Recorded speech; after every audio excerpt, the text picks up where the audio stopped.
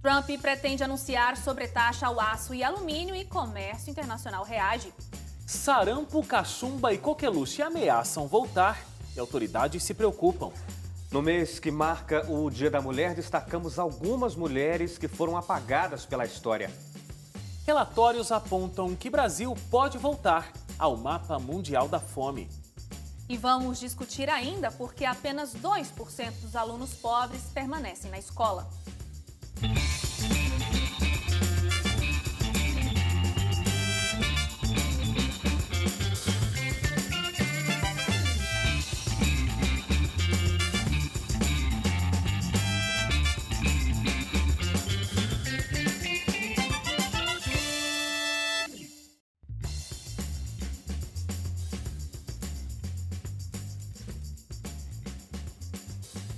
Olá, tudo bem com você? Começa o nosso Redação Novo Tempo. Mais uma semana estamos aqui juntos, estamos no ar.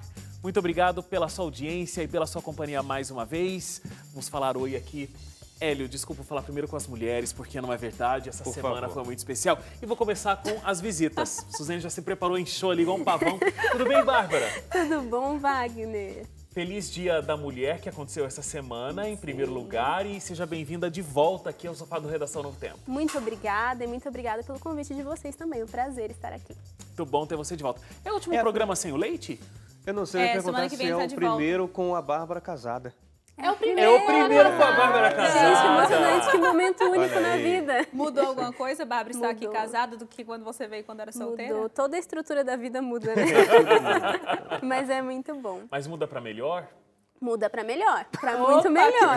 Já pensou? Vê se ela responde errado. Muda pra melhor. Vou aqui mandar um abraço pro meu marido, né, Aproveita. gente? Boa, boa.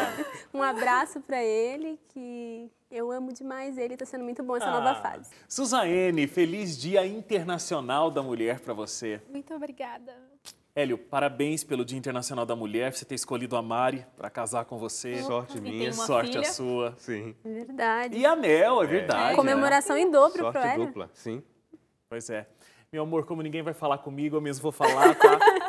Um beijo, feliz Dia Internacional da Mulher pra você. Que bonitinho. Vamos lá para os nossos destaques, então?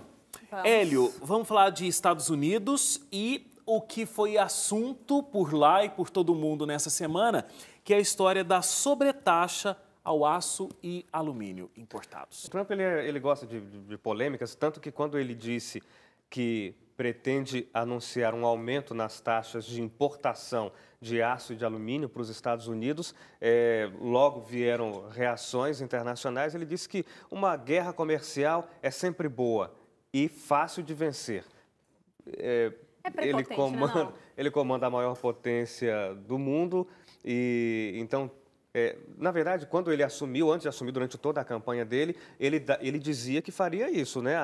A frase de campanha do Trump era "a América primeiro", ou em inglês como seria, Suzane, você que está aí? O Wagner que é o expert.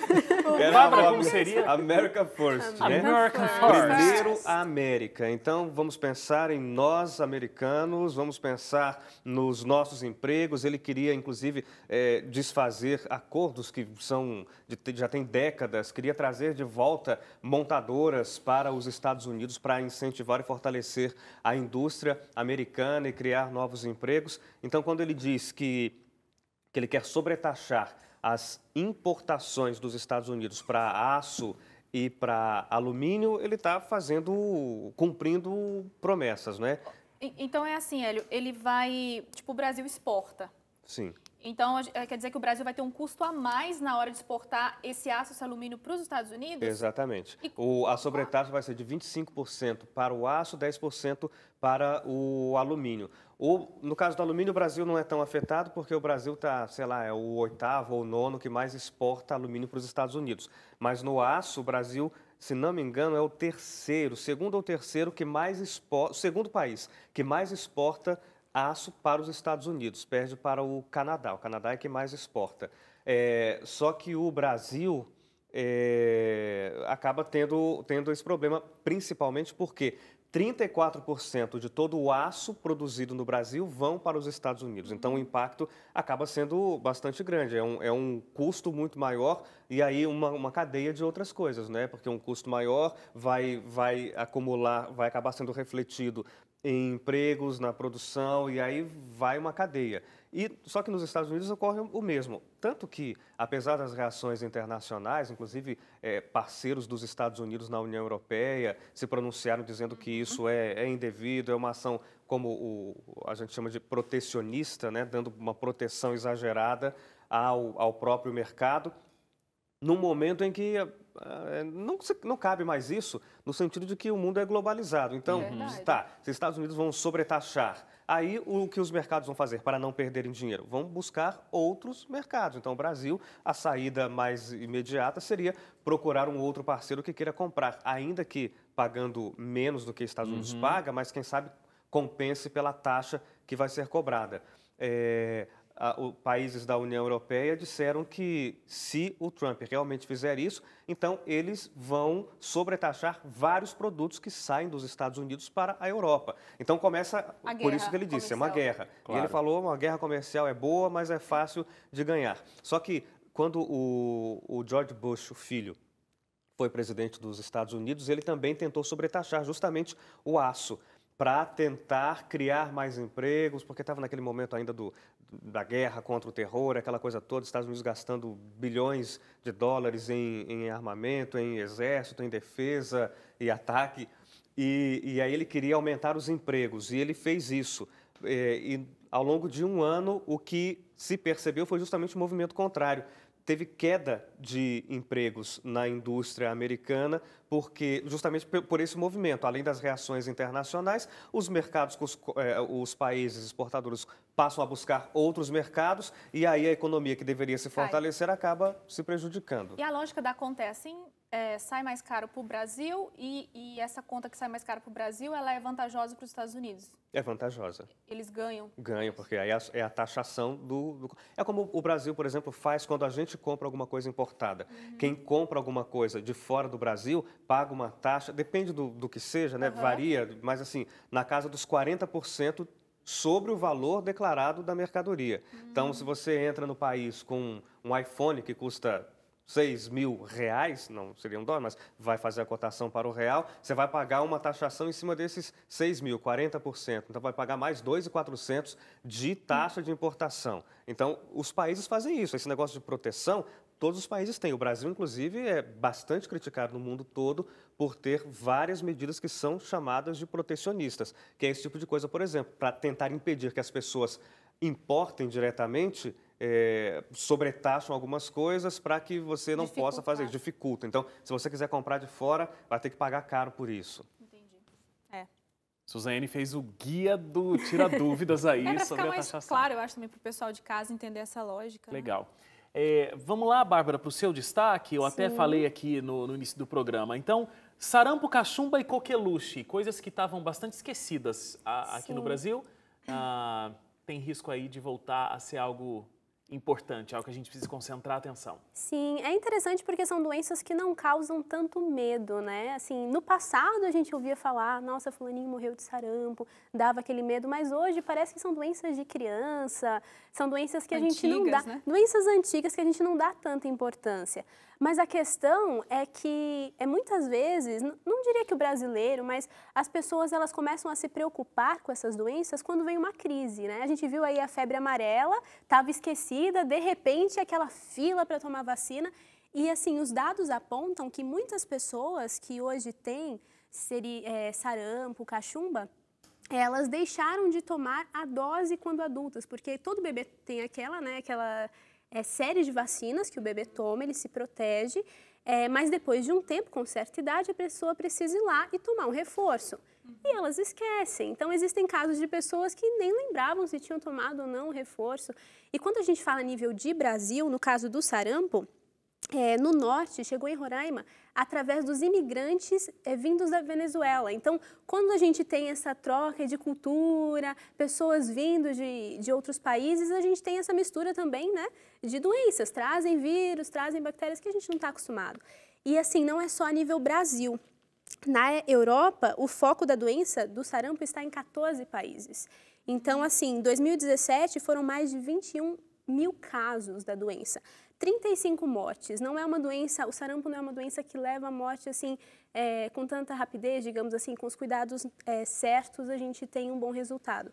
Mas não é só Brasil, né? É nível mundo. E quando a gente vai falar da coqueluche, durante muito tempo, assim, mais de 30 anos, as pessoas não se assustavam muito mais com a coqueluche. Mas no início da década, em 2014, foram mais de 5.000 casos em crianças de menos de 1 ano no Brasil.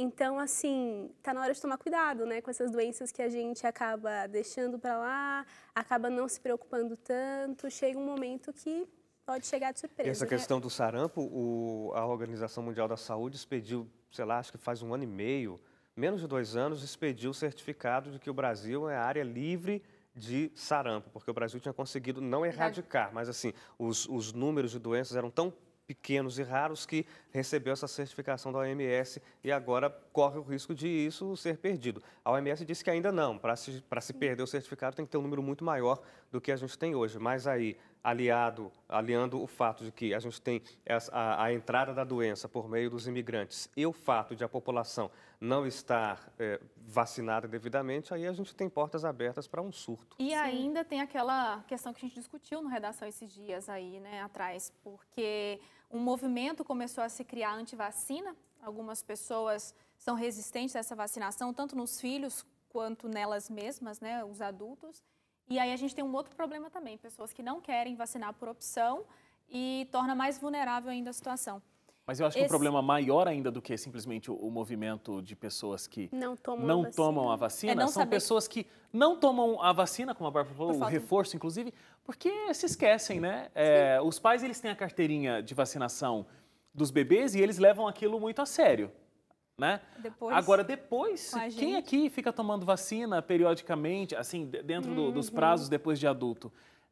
E aí, quando tem uma epidemia ou alguma coisa do tipo, acontecem as correrias, né? Só que aí, às vezes, é tarde, porque justamente por isso, as pessoas não tomam por quê? Porque, nossa, faz 20 anos que não tem caso. Eu nunca ouvi falar. Então, as pessoas vão por exemplo, parando. coqueluche. Para que eu vou tomar se não tem?